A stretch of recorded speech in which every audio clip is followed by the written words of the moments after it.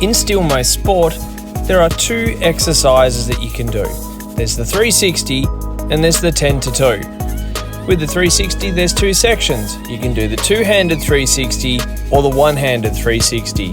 Now they run for either 5 or 10 minutes, requiring you to do as many reps as possible in those time frames without putting the mace down on the ground or the platform.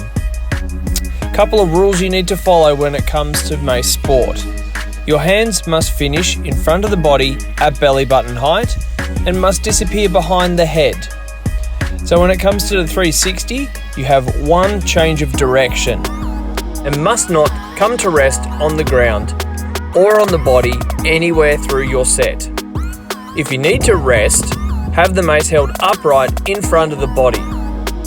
When you're competing with one hand, everything is exactly the same as the two-handed event, only obviously using one hand on the mace. Again, to rest, the mace must be held in the upright position in front of the body. Should the mace rest on the shoulders or anywhere else and coming to rest on the ground, your set has completed. The aim is to get as many reps as you can within the 5 or 10 minute time frame. What weight you choose is up to you. There are different rankings for body weight, age, and also weight of mace used.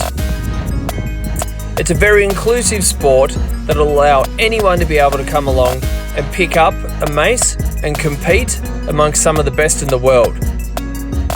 There's some technique points here that might help out.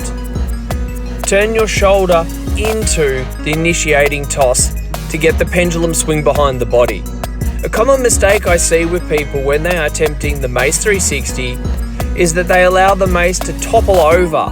They don't control the toss over the shoulder.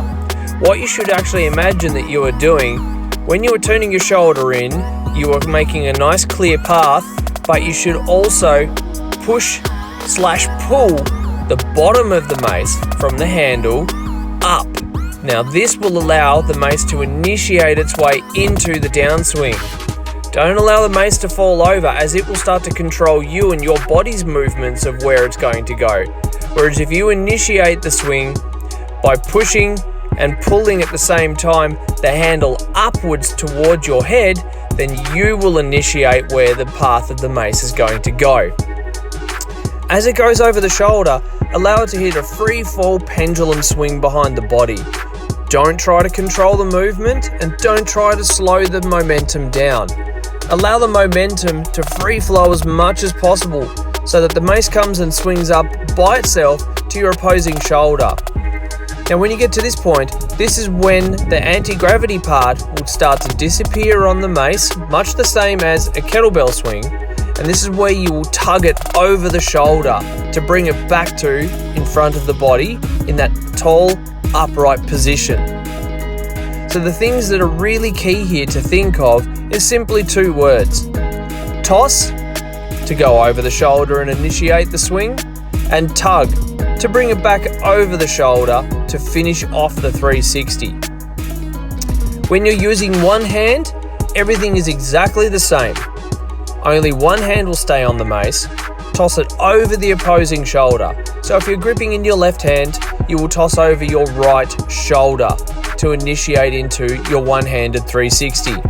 And when you finish, you will tug it over your left shoulder to the tall, upright position in front of the body. There must be a momentary pause at the front of the body to show fixation.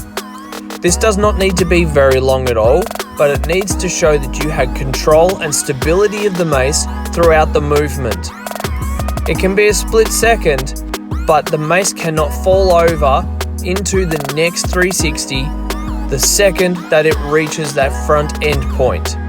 Show that you can control the mace, otherwise you will be instructed by the judge that you need to work on your fixation throughout your rep and you may get a no rep for your set.